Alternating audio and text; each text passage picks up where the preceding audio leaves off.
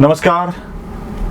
अन्नलातरमध्ये आपल्या सगळ्यांचं स्वागत. पदवीधरची निवडणूक अगदी अंतिम टप्प्यात आली आहे. आता काही तासाच्या कालखंडानंतर प्रचाराला बंदी सुद्धा येणार आहे. या काळामध्ये आपले बहुप्रतीक्षित एक उमेदवार ज्यांची भेट आपल्याला अपेक्षित होती ते ढवळे सर आपल्यामध्ये उपस्थित आहेत. आपण सगळ्याच उमेदवारांशी चर्चा करतोय, बोलतोय, त्यांचं मत काय आहे, त्यांना काय वाटतं, ते निवडणूक का लढवतात असे प्रश्न विचारतोय आणि पदवीधरांच्या समोर हे सगळं मांडतोय. निर्णय पदवीधरांनी करायचा आहे. या सगळ्यामध्ये आता ढवळे हे एक नाव अचानक पुढे आलं असं लोक म्हणतात आणि पण त्या नावाला पाठिंबा देखील जोरदार मिळतोय. बच्चू कडूंची संघटना आहे, त्यामुळे तो एक निर्धास्तपणा, एक बोल्डनेस त्यांच्यामध्ये आणि त्यांच्या कामामध्ये आहेच आहे. पहिल्यांदा त्यांनी मराठवाड्यामध्ये काय काम केलंय ते जाणून घेऊया. खरं तर हे मराठवाड्याचे सुपुत्र, नगर आणि बीडच्या सीमेवरच्या आष्टी तालुक्यातले, आष्टी शहराचे हे सुपुत्र आता सध्या पुण्यात खूप मोठं काम करतायत आणि मराठवाड्यामध्ये त्यांनी अनेक पोरांना प्रशिक्षित करण्याचं काम केलेलं आहे. आता ते आपलं नशीब या निवडणुकीमध्ये आजमावतात. माझा पहिला प्रश्न आहे. नमस्कार, आपलं स्वागत आहे पहिल्यांदा. नमस्कार. माझा पहिला प्रश्न आहे, आपण ही निवडणूक का लढवताय? सर, तसं पाहिलं तर मागच्या 5 वर्षापासून मी या स्पर्धा परीक्षा चळवळीशी संलग्न आहे. त्यामध्ये मागच्या 5 वर्षात जर आम्ही पाहिलं तर पुण्यामध्ये आम्ही महापौराचा 40,000 विद्यार्थ्यांचा मोर्चा काढला होता. विद्यार्थ्यांचं आपण जर पाहिलं तर ऑलमोस्ट मोठ्या पदांच्या भरतींची खूप मोठी गाजरं दाखवली गेली आमच्या विद्यार्थ्यांना. आम्ही 72,000ची जागा भरू, आम्ही हे करू, आम्ही ते करू. परंतु हे सगळं होत असताना त्यामध्ये खूप मोठा भ्रष्टाचार आम्हाला दिसून आला. आणि तो भ्रष्टाचार होत असताना मला वाटतं हे सरकार असेल किंवा हे तत्कालीन जे पदवीधरांचे आमदार असतील हे उघड्या डोळ्याने बघत राहिले. आम्ही एवढे आंदोलनं केली, जवळपास महाराष्ट्रभरात आम्ही 68 मोर्चाने आंदोलन केली. या कुठल्या आंदोलन मोर्चामध्ये हे पदवीधरांचे आमदार आमच्याकडे कधी आलेच नाहीत, हे म्हणण्यापेक्षा कुठलेच आले नाहीत. तर मला वाटतं यामध्ये शेवटी विद्यार्थ्यांच्या चळवळीमधून आम्ही हे ठरवलं की आता मला वाटतं आपल्याला वेळ आलेली उभा राहण्याची आणि विद्यार्थ्यांच्या या पूर्ण मागणीस आम्ही त्याला प्रतिसाद देऊन 100% निवडणूक आता लढवण्याचा निर्धार केलाच. आणि तसं पाहिलं तर शिक्षक भरतीचे अनेक उपोषण आंदोलनामध्ये मी होतो सहभागी. त्यामध्ये आमचे DED संघटनेचं जेव्हा आंदोलन झालं होतं पुण्यामध्ये, तेव्हा सुद्धा त्या ठिकाणी मी त्यांच्यासोबत त्यांच्या खांद्याला खांदा लावून होतो आणि त्यावेळेला सुद्धा आम्हाला कोणी पाठिंबा देण्यासाठी आलं नाही. फक्त एकमेव राज्यमंत्री बच्चू कडू साहेब आमच्या सोबत होते आणि त्याच व्यक्तीच्या आदेशावरून आम्ही ही निवडणूक लढवतोय आणि 100% या निवडणुकीमध्ये आम्हाला चांगला पाठिंबा मिळतोय. खरं तर ही निवडणूक प्रस्थापितांची असते असं म्हणतात की जी माणसं अनेक वर्षापासून राजकारणात आहे. कोणती निवडणूक तशी स्थिती आहे की प्रस्थापितच माणसं यशस्वी होत असतात. अचानक तुम्हाला संघटनात्मक लढ्यातून अशी जाणीव झाली की आपण निवडणूक लढवली पाहिजे. यशाची खात्री वाटते? 100% सर. कारण जर तुम्ही आता मतदानाचा आकडा जर पाहिला, पाठीमागच्या वेळेला जेव्हा मतदान झालं होतं 2014 मध्ये, तेव्हा केवळ 1,29,000 मतदान झालं होतं. पण माझा अंदाज किंवा माझं जे काही अनालिसिस म्हणतं ते 100% वेळेला मतदान हे 4 लाख, ऑलमोस्ट जे काही 4 लाखाची नोंदणी झालेली, जवळपास 4.25 लाखाची, त्यापैकी जवळपास 2 ते 2.25 लाख मतदान यावेळेला होणार आहे. आणि जे काही मतदान वाढणार आहे ते सगळं आमच्या पत्त्यावर आणि हे सगळं युथचं मतदान असणार आहे. या निवडणुकीतला महत्वाचा मुद्दा कोणता आहे असं तुम्हाला वाटतं? सर, ऍक्च्युअली महत्वाचा मुद्दा म्हणण्यापेक्षा एक तर मुद्द्यांची लिस्ट आहे पूर्ण.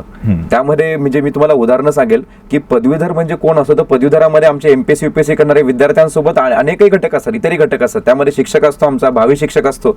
जर आपण मुद्दे पाहिले तर सगळ्यात प्रथम पदवीधरांचा सगळ्यात पहिला बेरोजगारीचा मुद्दा, तो ऐरणीवरती आहे. सध्या शासनामध्ये 2.25 लाख जागा रिक्त आहेत, पण या 2.25 लाख जागांवरती आजपर्यंत तत्कालीन आमदार बोललेच नाहीत. आणखीन जर आपण पाहिलं तर शिक्षक भरतीची इतक्या जागा रिक्त, जवळपास लाखभर जागा महाराष्ट्रात रिक्त आहेत. त्यामुळे शिक्षक भरती करावी असं कोणी प्रस्ताव मांडायला तयार नाही. माझा एक मुद्दा आहे की ही निवडणूक पदवीधरांची आहे. शिक्षकांचा विषय खूप येतोय, म्हणजे तो एक मुद्दा. याचं कारण असं सर की पदवीधर मतदारसंघामध्ये शिक्षकांना सुद्धा तुम्ही वोट देण्यासाठी अलाउड केलेलं आहे. त्यामुळे शिक्षक हा सुद्धा पदवीधर असल्यामुळे शेवटी त्याचा सुद्धा पदवीधर आमदारांना प्रश्न मांडणं अतिशय महत्त्वाचं आहे. आता तत्कालीन पदवीधर आमदारांकडे जेव्हा आमचे शिक्षक जातात आणि म्हणतात सर आम्हाला जुनी पेन्शन योजनेचं काय करताय, आम्हाला आमच्या अनुदानाचं काय करताय, हे जेव्हा प्रश्न शिक्षक त्यांच्याकडे मांडतात तेव्हा ते बिंदास, म्हणजे आता काही गोष्ट बोलणं योग्य नाही, ते सरळ म्हणतात की मला हे काय माहित नाही, तुम्ही शिक्षक आमदारांकडे जा. मग तुम्ही शिक्षकांची मतं कोणत्या हक्काने मागताय? एक पदवीधर म्हणून तुम्ही जेव्हा पदवीधरांचे आमदार म्हणून तुम्ही जेव्हा ती लीड करताय तर त्या पदवीधरांमध्ये डॉक्टर्स आले, इंजिनियर्स आले, सगळे शिक्षक आले, त्यामध्ये आमचे विद्यार्थी आले, सगळेच आले त्यामध्ये. मग आणि वकील सुद्धा आले. या सगळ्यांवरती जो अन्याय होतोय तो तुम्ही बघत बसता.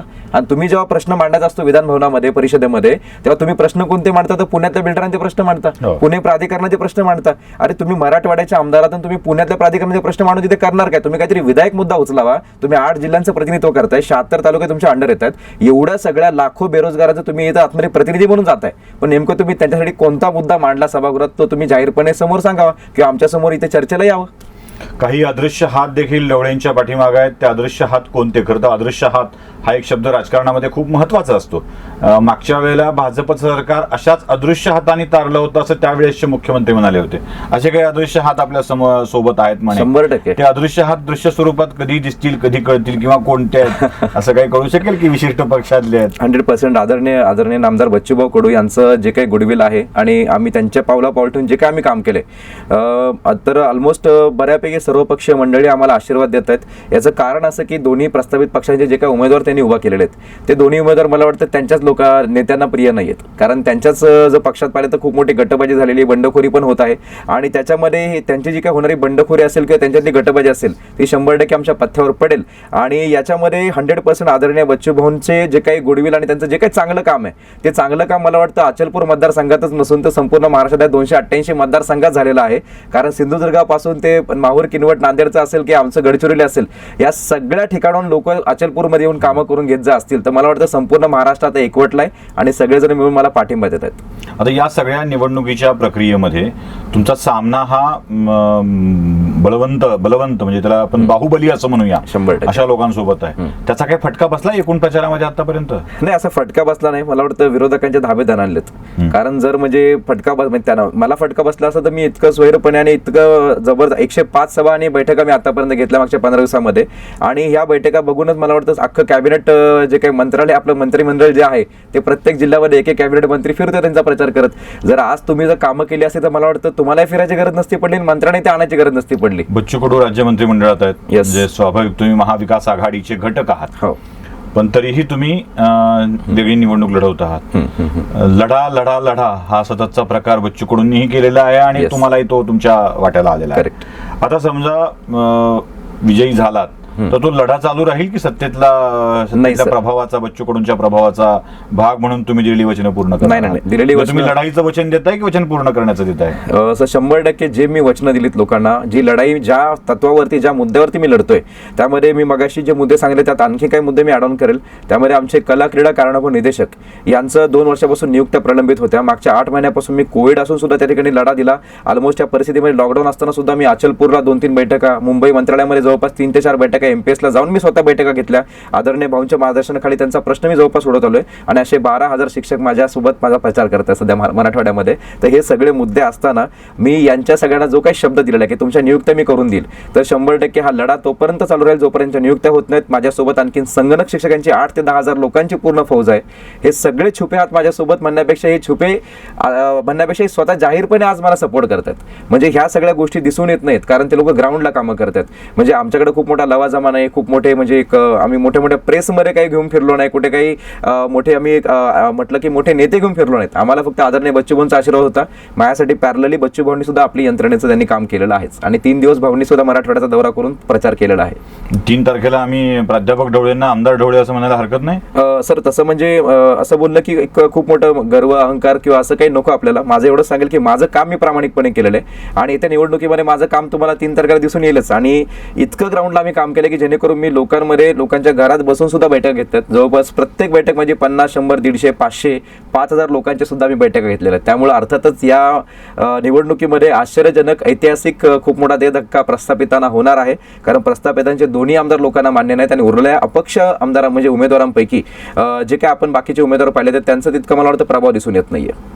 या प्रभाव दिसून येत नाही, ते मान्य नाही ही वस्तुस्थिती आहे. पण मला एक महत्वाचा कळीचा प्रश्न असा विचारायचा आहे की तुम्ही भाजपची नाराजी आणि राष्ट्रवादीची नाराजी यावर विसंबून आहात की तुमचं स्वतःचं नेटवर्क तुम्ही उभं केलं? माझं स्वतःचं जवळपास सर 50 ते 60,000 MPSC UPSC करणाऱ्या विद्यार्थ्यांचं नेटवर्क आहे, जी नोंदणी आम्ही ऑलरेडी मागच्या 1.5 वर्षामध्ये केली होती.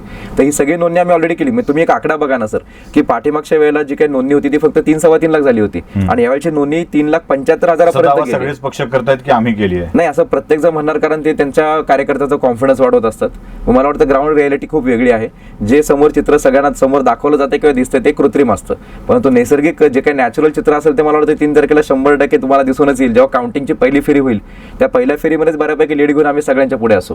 निवडणुकीत जातीयवाद होईल असं वाटतंय? असं मला वाटतं की पदवीधर सुशिक्षित पदवीधरांची निवडणूक आहे. जातीवाद होणार नाही असं मला वाटतंय.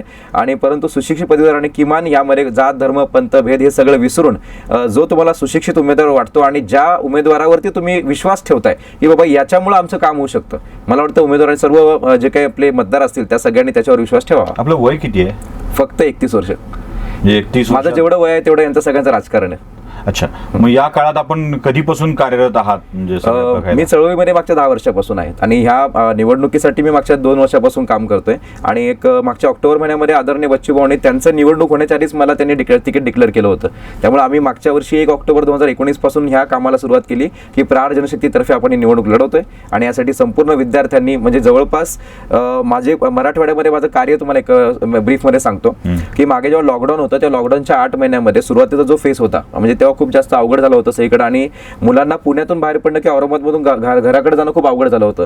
त्यावेळेला त्यांच्या जीवनाची खूप मोठी म्हणजे परिस्थिती निर्माण झाली होती. त्यावेळेला आम्ही त्या मुलांना जवळपास 2000 विद्यार्थ्यांना आम्ही टिफिन प्रोव्हाइड केले, त्यांच्या घराघरात जाऊन आम्ही त्यांना टिफिन पोहोचवले. आणि जेव्हा मे महिन्यामध्ये ते लॉकडाऊन पुन्हा वाढवण्यात आलं तेव्हा अनेक विद्यार्थ्यांच्या पालकांचे वगैरे फोन आम्हाला येत होते, विद्यार्थ्यांचे फोन येत होते की सर आता आम्हाला घरी जावं लागेल कारण पुण्यात परिस्थिती खूप बिकट झाली आणि कोविडची रुग्णांची संख्या वाढते. तर तेव्हा यांच्यातला एकही आमदार त्या मुलांना नेण्यासाठी आला नाही. जेव्हा इलेक्शन येतं निवडणुका येतात तेव्हा मोठ्या मोठ्या 100 गाड्यांचे ताफे तिकडे येतात, मोठ्या मोठ्या गाड्या बसेस तिकडे येतात आणि या मुलांना निवडणुकीसाठी लोक घेऊन जातात.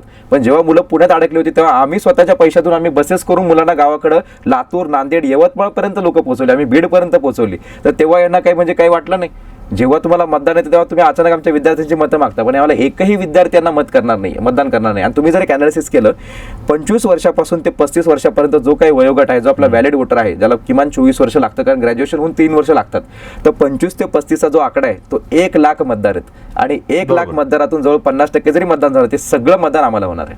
कारण आम्ही 100% तुम्हाला 3 तारखेला कळून येईल मतपेटीतून काय होतं. 31 वर्षाचा हा तरुण आपली लढाई लढतोय आणि दावा करतोय की मुलांच्या संकटाच्या काळामध्ये मी समोर आलो होतो. 31 वर्षाचं वय आणि 31 वर्षाचा अनुभव अशी ही लढाई आहे. जितके वर्ष त्यांनी राजकारण केलंय तितके वर्ष हा माणूस जगलाय. आता या माणसाला खरंच तरुण आपला प्रतिनिधी म्हणून निवडतायत का हे पाहणं आवश्यक ठरेल. पण एक कुणी सुरुवात करणार असेल तर शुभेच्छा तर नक्कीच द्यायला हव्यात आणि सांगायला हवं लढ बापू लढ. म्हणूनच ढवळेंना अनलायझरच्या वतीनंही हार्दिक शुभेच्छा. आपणही सगळ्या त्यांच्या या कार्याचा विचार कराल अशी खात्री आहे. धन्यवाद.